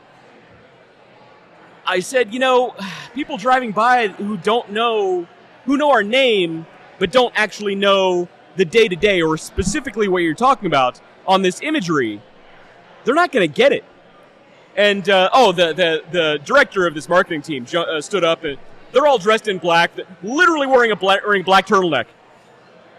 Like he says Steve Jobs wannabe. Like fucking Steve Jobs. Huh? And he literally says this. He's like, West, honestly. I got to tell you, if you don't get it. What you don't understand, West. Yeah, so condescending. He said, West. Oh, I love those guys. Honestly, West, if you don't get it, it's not for you. It's a billboard. It's for everybody driving by. If they don't get it, it's your fault, my friend. Yes. So you as a consumer are the person to tell anybody out there how good or bad their campaigns are, how good or bad their product is. Oh, I love Absolutely. doing that. Remember that. Absolutely. I'm heated now. All I'm right, heated now. Before you get on your heated, let me make my point. Yeah, go ahead. Go for it. So I'm putting together an enormous Gregory Crutzen level photo project. He does these huge photo shoots. So my photo shoot's going to have about 50 people in it. It's going to be shot in the auditorium of CCAD, the Columbus College of Art and Design. It's going to have local business people in it. It's going to have 30 college students, art students, and it's going to have several professors in it. Well, I decided I wanted the president of the college and the head of the board in these photo shoots. And I had a couple of professors say, well, no, you don't want to ask them. Those people work for me. I don't work for them, they work for me. Now, the president her assistant was so gracious, she's going to be out of town, so that's, and I can't change the date. Right, what's the worst thing to say? No. Right. But they were so excited about the idea. Right. And the board member, I'm still working on getting in contact. And I'm sure if they're free, they will do it. I have no doubt they'll do it. As long as they're tasteful nudes, they'll love it. Yes, yeah. Actually, I haven't done any nudes this year. It's all been closed. And we're off the air. So David, why are you heated? Matt, I do love that, by the way. Okay, yes, I do like it. But It's going to have French fries in it. I like Sure. French fries. I love French fries. You're heated. Billboards. So We have an example in the notes. You have well, I didn't look completely, but You didn't read the notes. I did read the notes. I did read them. That's why I'm trying to pretend that I didn't. Got it. But the biggest thing is,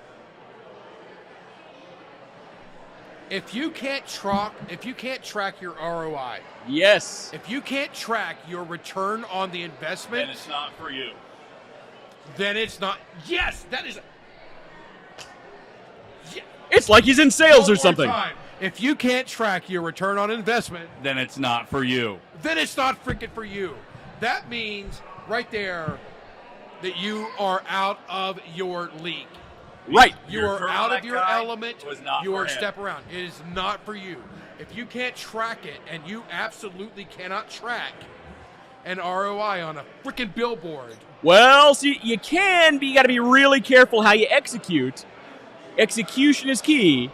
You are relying on a human to be honest if they take a survey. Well, yes and no. So you can do a number of things. You can have a QR code. You can have a QR code. You can have a specific URL. Well, you can have not even only specific A URL. redemption code. You can have a specific program or Promo code. Not even a promo code. You can have a specific promotion that says, "Hey, I heard you guys are giving 15% off on XYZ." Well, the only promotion that's running 15% off on XYZ is billboard promotion. But that does rely on the customer remembering that. It's relying on them, and it's also relying on me not going to, and this is what I do every time I go to get my oil changed, every time I do anything, I look up discount codes on my phone. Yeah, and that's and right. I take the best discount But code you're available. totally right, though. If you can't attribute that conversion sale to a specific campaign, You are, in fact, a ding-dong. you're a delicious Hostess snack. Exactly. I'm going to make that into a T-shirt. Hostess will sue your balls off. No, if you can't track your ROI, then it's not for you. Oh, okay. There. Hostess won't sue you for that. Okay. You know what? I actually want to sue somebody now. And what do you want? I want their balls off. Well, that's our next T-shirt. Hostess will sue your balls off. Your Honor, Host- I really think Hostess we Company, need you're to welcome. remove their balls at this time. Your Honor, these people can clearly not procreate. I wish to remove their balls immediately. All right. So, I was really, how does this? We've gone off topic somehow. I would How- be such a menace if I were rich. How does this relate? You're a menace now. You're right. Exactly. How does it relate back to billboards? Look, there are still companies paying $5,000 and more to have a billboard monthly. To have a billboard. Okay, all right. Here's for your guy. If there were a company that paid to remove billboards and get them out of my line of sight for beautiful landscapes as I'm driving, I'm on the freeway a lot. That's the company I want to give money to. Exactly. Get them out of my way. Billboards, and I know who you're working with. Billboards is not the way to do it. No. Billboards is not. No. Maybe Cracker Barrel, but literally every other stop is going to have a Cracker Barrel. God, I love Cracker Barrel. Oh, so good. God, I love Cracker. I mean, I'm a fat guy. So it hits close to my belly. But how does this relate back to what we were talking about before? I like the Burma-shaped style. So I mentioned all you need is 5 clients to pay you $2,000 a month. Oh, we're back on this? And it relates back. It's a callback, my friend. It's a callback. So I promise you, some people watching and listening, and even you guys to a certain extent, rolled your eyes a little bit when you said $2,000 a month. There are big companies spending $5,000 and more per month for a billboard that has 0 data attached to it. 0 attributed ROI. $5,000 a month. And you're afraid to ask for $2,000 a month for actionable data? Yeah. So That's how it relates back. You need to make it happen. Don't underestimate yourself and make it happen. And we've been a huge advocate for this, to never discount yourself.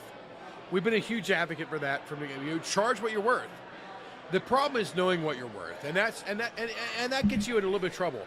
But there's a line from The Dark Knight. I'm Batman. Well, that is not the line I was talking about, but it's actually from Heath Ledger, who played the Joker. He said, "If you're good at something, never do it for free." Oh, yeah, that's It's true.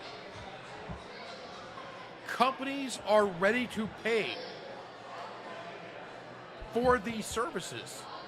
Do it. Oh, thank you. David. And charge them out.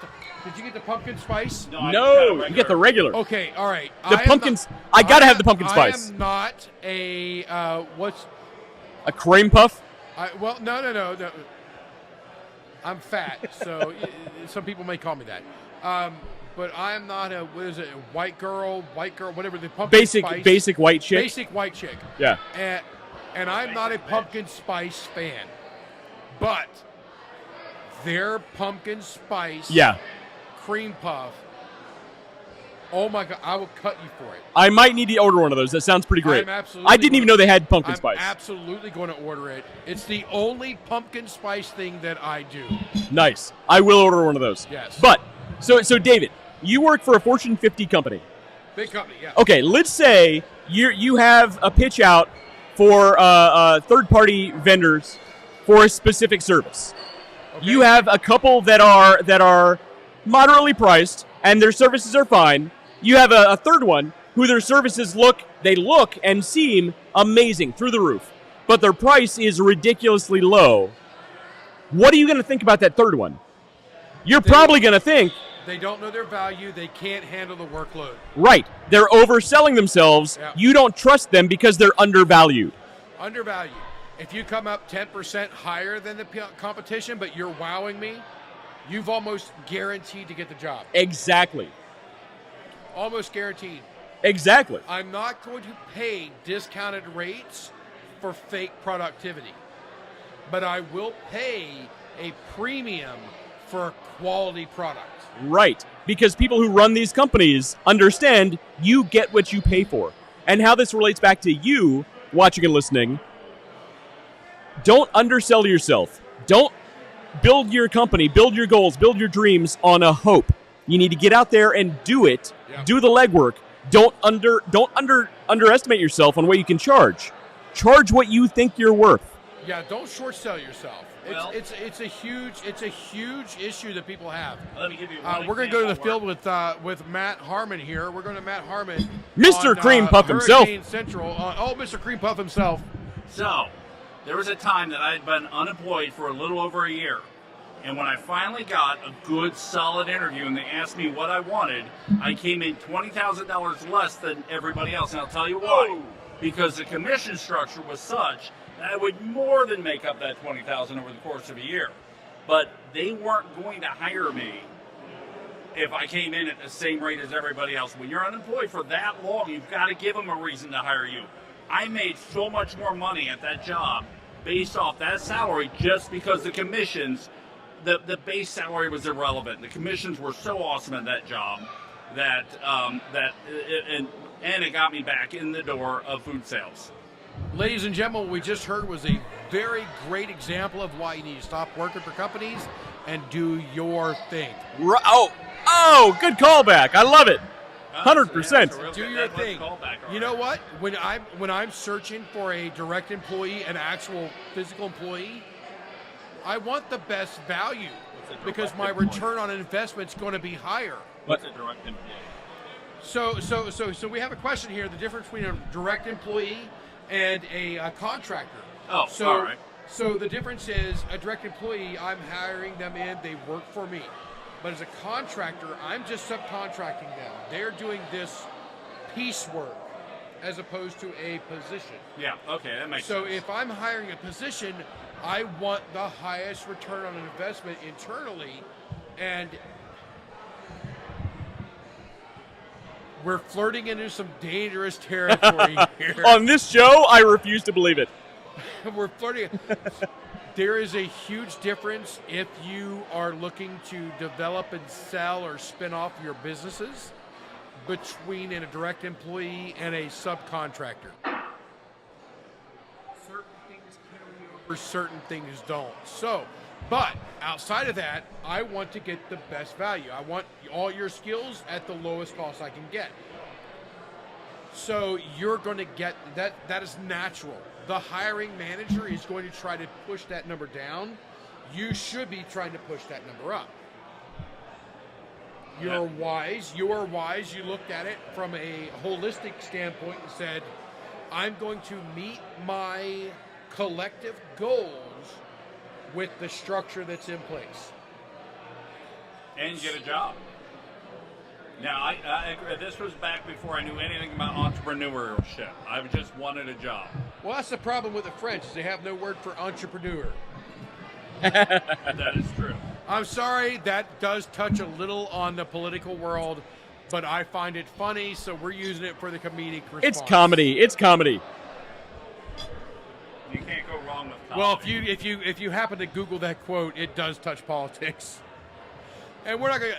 So anyway, So I don't disagree with that with your actions 100%. I only disagree with your actions 97%. Well, I was dating someone at the time, and I wanted her to, like me, and she wouldn't unless I got a job.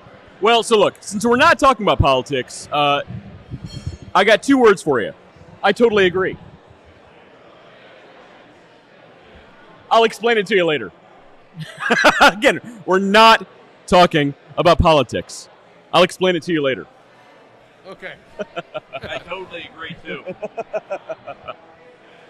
I don't think I counts as a word. I'll explain it to you later. I will explain it to you later. It's actually hilarious. All right. Back to the topic. Back to the topic. Look, the point is, hope is not a strategy. There's never Change been is not a destination. There's never been a better time than right now. This is something we've been talking about since episode 1, and it still holds true. And again, most of these shows are directed right at us. The point is, I promise you, no matter who you are, where you are, you're watching this, listening to this, you have an idea that you think is $1 million idea, whether it's a business, a service, or a product.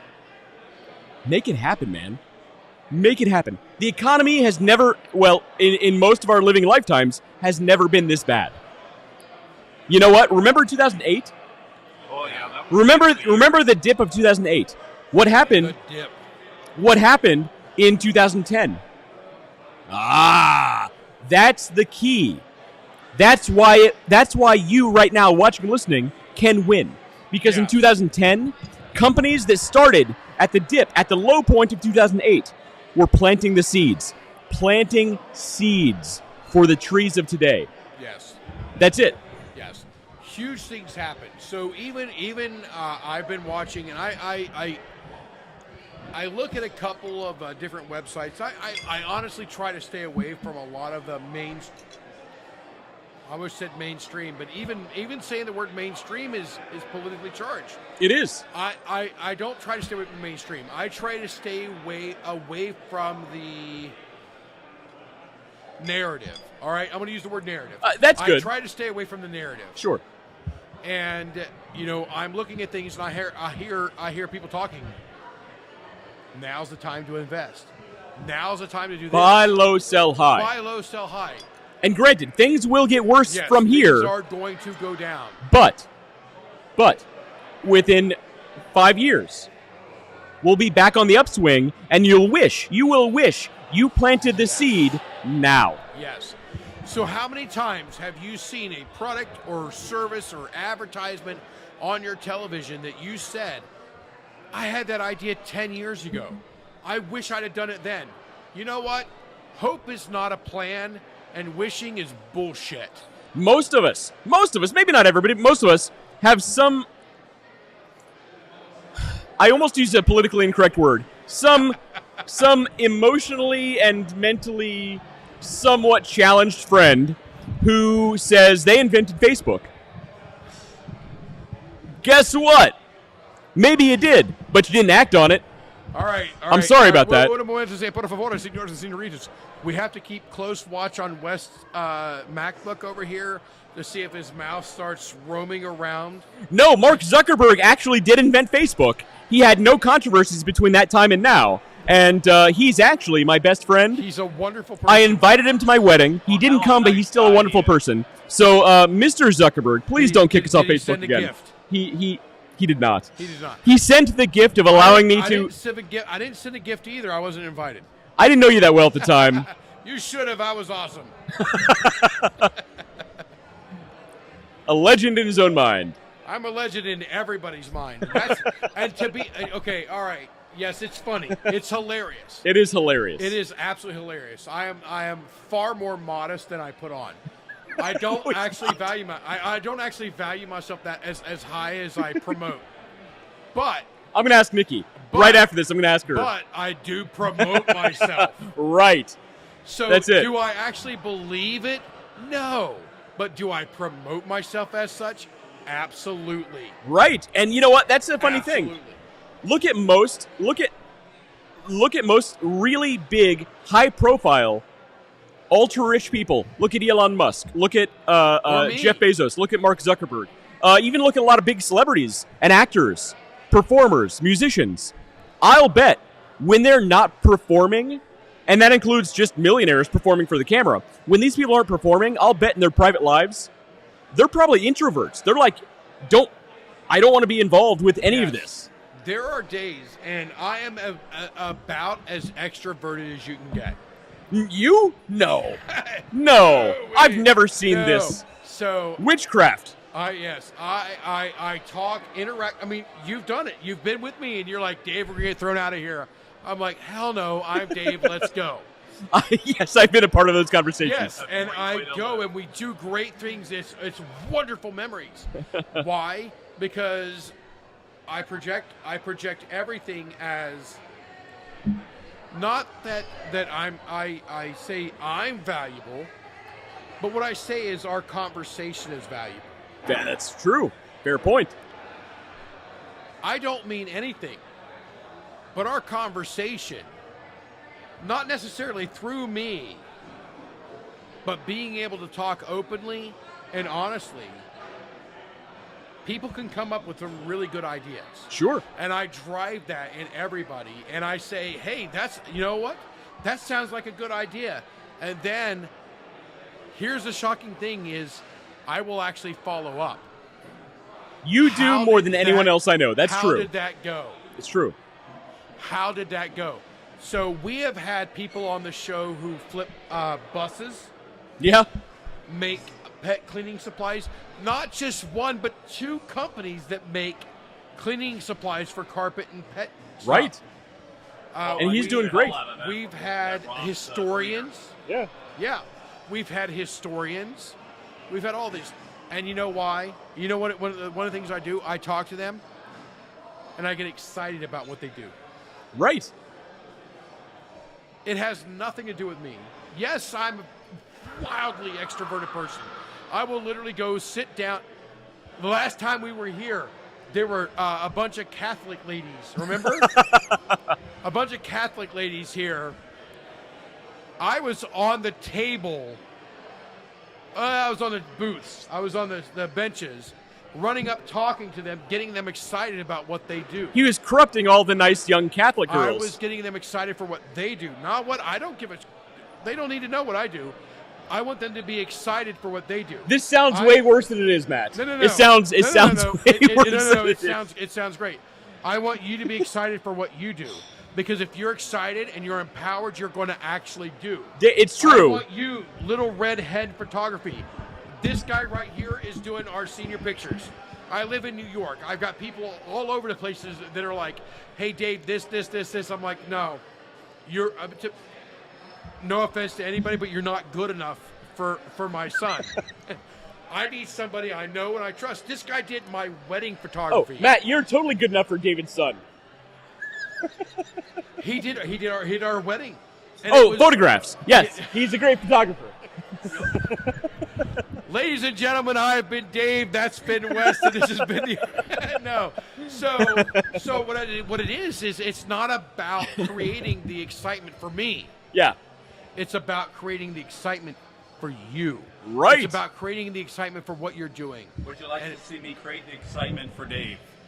Dave, how do you put out a magnesium fire? Oh, no. Halon gas. It's all halon. Halon, what is wrong with you, sir? I saw Resident Evil. It kills people, and it's good for putting out fires, regardless of the source. Halon 1301 bromotrifluoromethane has been in use for over 75 years. Did you say bromo? Bromotrifluoromethane. That stands for branded promotion. It takes us right back to what we're talking about. It's a bromo. It does not, but we're going to use it. All right. That's how you sidetrack Dave. Yeah, it doesn't take much. Dude, it doesn't take much. It does. We'll say, you know what? All right. So, West, you're not wrong. It doesn't take a lot to sidetrack me because I want to be excited for what you're excited for. He's excited for Halon gas. But more importantly, Matt back here is excited for French fries. If he's got it right. If you try to lead me into fire protection, I'm there. And that's why you got to lead me. My horse is hitched to that wagon. It's not going anywhere. And that's why Matt's such a great salesman. He understands how to get people excited. Yes, I think Matt no, wait. I gotta get my Dave voice ready. Get your condescending voice ready. Yeah. We know what you're talking about. You know, Matt. The reason you never been financially successful. Thanks, Dave. Is well, you never really got the role you deserve. Oh yeah, he's never said that. No, but that would actually be way more generous. That is actually the truth. So Matt has tried to be a salesman on this and a salesman on that, and he actually has been very successful. He's done some great things. He has done really some great things. Matt is the ultimate hype guy. Yes, that's the role you need. So we have talked about the avatar for your customer. We have not talked about the avatar for your employees. Ooh. A whole different world. A whole different world. Hang on. Not only your avatar for your employees, an avatar for your employer. Ah, there's a show. So so this is the thing. This is actually a thing because I have a lot of people that reach out to me nonstop about positions and jobs. If they don't fit my avatar, I honestly tell them, thank you for your inquiry. I'm not interested at this time. Thank you very much. And then that's the end of it. I send them a decline letter out the gate. Yeah. Because they're not in my avatar. So it's a whole other thing. And I think so we just in the last 10 seconds breached probably 3 to 4 episodes. Oh man, we can do so much with that content. Yes. Underdog journey. And it's going to be great. It's going to be great. We are about an hour and 37 minutes in. Yep. Hey, good. Yep. Good math. We're about an hour and 37 minutes in. So I think tonight's about time to wrap it up. Time to sign off. All right, let me say one last thing. I think we got through the bulk of our stuff. Yeah, use your mic because I can hear. Okay. So, when you have a salesperson door to door come to your door, stop. It's like robot things. Were you going to say robot penises? Yes. I didn't want to say the word. When you have It's called a robot phallus. When you have door to door salesmen coming to your door, give them a bottle of water. It's a hard job. Yeah. You don't have to buy from them. Give them a bottle of water. Yes, as evidenced in the 1990 sitcom Roseanne, where if you set them at your table and you give them a glass of water, they will die. So I've actually had I get a lot of door-to-door salesmen in my neighborhood. Every spring, I get pest control about ants and carpenter ants and that sort of thing. Yeah, you should get a lot of ants. I'm a big nerd, and I actually have pet ants, and they don't know what we're getting into. So I start talking to them about, what kind of chemicals are they using? How are they applying it? What are they doing?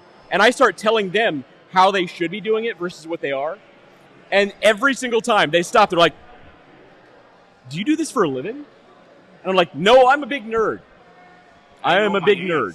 I had a turn-away conversation with some Jehovah's Witnesses. I've never offered them a bottle of water.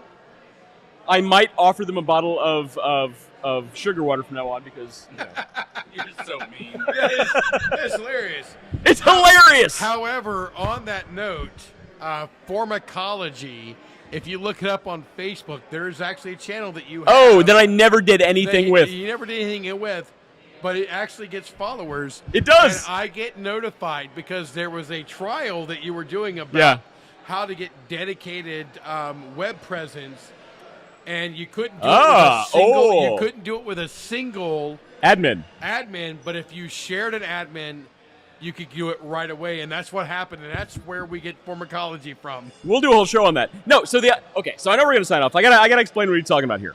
So I have ant farms because I'm a nerd, right? So my idea was I get these really cool ant farms built up, this awesome stuff going on, and I put 24/7 webcams on them, and that would be the YouTube channel, where 24 hours a day, no matter what you do, YouTube, Facebook, even Instagram, 24-hour live streams of these ant channels. Dude, I promise you, there's a niche for this. There absolutely is a niche for this. There's a niche for this. I watched a watering hole in Africa. I never got around to it. But now, you know what got me thinking about it, though, is here in Columbus, Ohio, there is a peregrine falcon nest up on, what's that tower? What's that big building? I would never think of the Rhodes Tower. No. Well, the Rhodes Tower Not doesn't Rhodes. have a Not Rhodes. falconry nest, but it does have a FBI radio tower up there. There you go. Same thing. So one of the big buildings here in Columbus, I'm going to think of it later. I tried to think of it too quickly. There's a peregrine falcon nest, and there's a 24-hour... Are they green? Peregrine falcons? Yeah, are peregrine falcons, are they green? No, they're birds. Oh, they're birds. Okay. All right. I love green. I just wanted to see. No. All right. But these cameras get crazy views, crazy number of views. And honestly, ants, there's some ant YouTube channels that get millions of views. Yes. So that was my idea. That explains pharmacology. It might be a thing one day. It does not explain pharmacology. You didn't come close. May God have mercy on your soul. So, I'll get into we'll get into it later. Yes, it's another time, but it's one of the things that we did. Yeah. Because Wes and I, we do a ton of stuff just to see what happens. We do a lot. That's how my other channel got started, Yeah. and it's doing How does it ridiculously do? well. I'm working on a project, and I'll talk about it a little bit right now. All right, I'll talk a little bit. Pharmacology is the study of frosting. What? Pharmacology is the study of frosting. No, pharmacology. Frosting. Yes, West is putting frosting on his ants. And then eating them. I'll then bet there'd eating be them. something for that There's too. actually There's a niche for that. There's a niche for that. So in mine right now, one of the projects, and we talked about it a little bit last week, and I said I'd bring it on the show later. And I did a little bit. I did a lot of research on it. I'm working on a book. He's writing a book, ladies and I gentlemen. am going to write a book. I will not be the first Leffingwell to write a book. But my book has a very limited. It's not one you're going to sit and read at night, unless you suffer from severe. What's the non-sleeping thing? Psychopathy. Psychopathy. And no, just sleeping. Not sleeping, insomnia. Insomnia. Yeah. That's the one. Yeah, that's it's the other one. It's the other one. Yeah. It's not dystopia. So No, that's it is David. going to be based around life safety and applications based upon system. Right now, one of our biggest problems in my industry is people try to. When I say people, it's actually me. I'm supposed to be one of these people who try to say, "Hey, my product's the best out there." Blah blah blah blah blah. Everybody else is garbage. Well, that's not true. They wouldn't be in business if they were garbage. That's not true. So I'm trying to give engineers who look up. I'm the subject matter expert to hundreds and hundreds of engineers. Yeah. Across the country. So I'm trying to build them a book that just it cuts away all the cover your ears. All the salesman bullshit. All right, you're good. All the salesman bullshit of my industry, and that's what I'm working on right now. That is my primary thing. Can so we get two of the pumpkin spice cream puffs? Thank you. she said yes to the dress, ladies and gentlemen. Yes to 2 pumpkin spice cream puffs. Coming up. Too. So that's what I'm working on. That's just my side thing right now, and it's going to be a pretty big deal for a very small amount of people. Right. David, how long have I been trying to talk you into creating an online course that you could monetize? Years. Plural years. Years. And to be honest, it probably is in the future. Months and years. Months and years. I talked to a lot of people, and I talked to people today. Even today, I said, my allegiance is to life safety. That's my career. That's what I've chosen. I've been in it since 1998 when I graduated high school. Creating an online course isn't about taking advantage of your audience. It's not about monetization. You can still make the price, the cost, low, extremely low. How many online courses have you seen that are over $1,000? 3. Tons. They're all at least. He's like 3.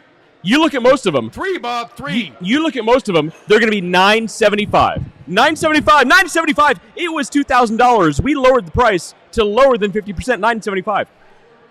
That's the thing. You lower this down to under $100. Not only are you dramatically,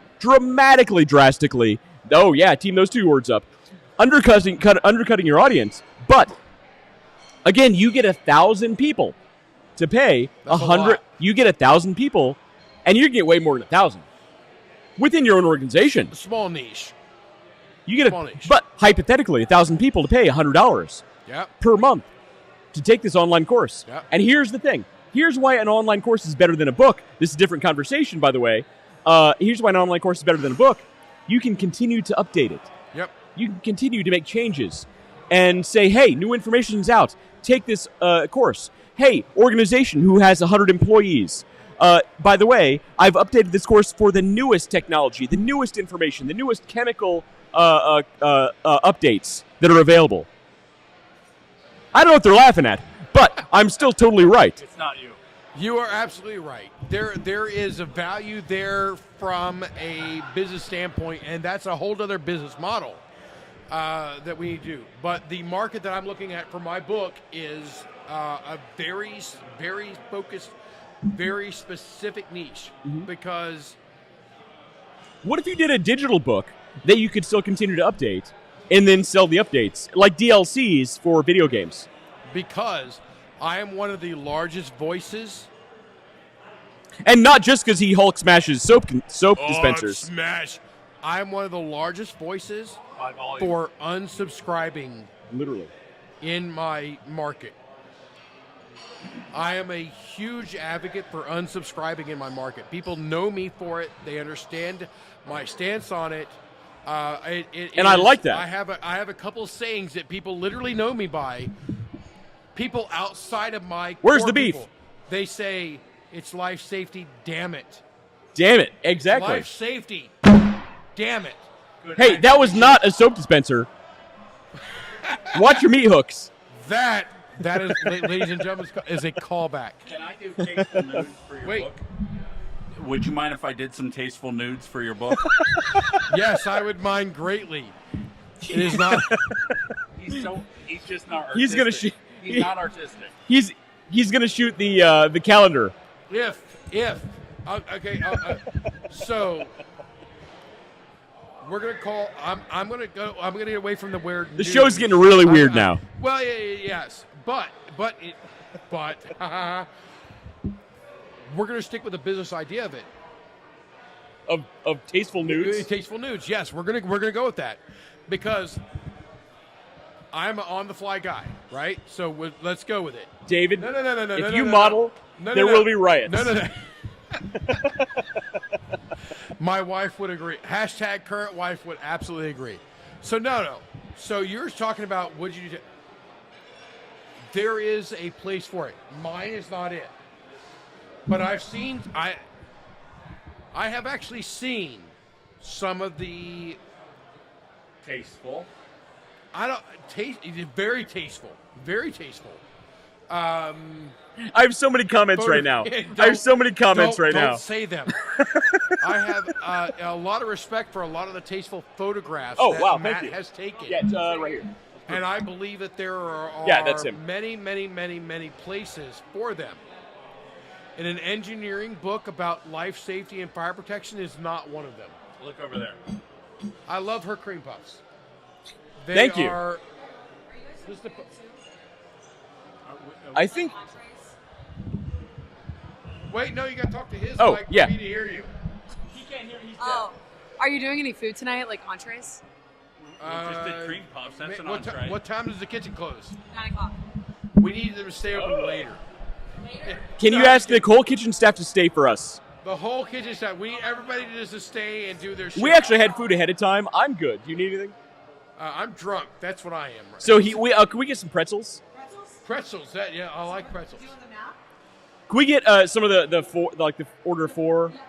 Yeah. One with no salt. I gotta wash my. You know what? sodium. All up with no salt. I don't like the salt. That makes my lips feel funny. Like when we used to climb the rope in gym class. Well, I've been Wes. This guy's been David. This has been the He's been Underdog Matt Harmon. Journey. This has been the Underdog Journey. We love you all, and we can't wait to see you in Tasteful Nudes. Well, I'm terribly fond of them. I don't know about love. It's getting weird. It's getting weird, people. We're out of here. I literally just said we'd love to see you all in Tasteful Nudes, and you had to go with... I'm fond of you. I find that tasteful nudes aren't quite so tasteful if I tell someone I'm in So love with them. Matt Harmon's new catchphrase, I'm fond of you. That was actually his wedding vows. So Becky's a lucky lady. Do you, Matt Harmon, find this lady fondful? I'm fond of her. I'm quite fond of this I am fine indeed young lady. quite fond of you. Yes, I'll call her and tell her.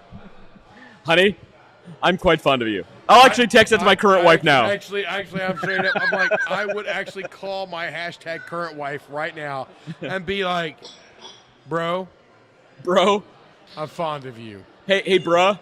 By the way, my 7-year-old son now says bruh. Bruh? I hate it. It's Oh, I hate it. I love that. I hate love it. every bit of it. Oh, it's great. Little tiny These are blonde-headed great Lachlan times. says bruh. So I'm actually thinking about tomorrow running to a guitar store here in town and bringing West's son and daughter a guitar to their house. No, if you brought drums, it'd be war. It'd be I am war. now thinking about bringing drums to their house. I will. You will not make it back to New York City alive, my friend. No. What are you going to do with your tiny little hands? Hey, this is a stand your ground state. This is a stand your ground state. You don't have any ground. I've been West. This guy has been Dave. This guy's been Matt. And I'm done talking to them, so we are out. Ladies and gentlemen, we'll see you next week on the Underdog Journey, Wednesday at 7 p.m. We'll see you there.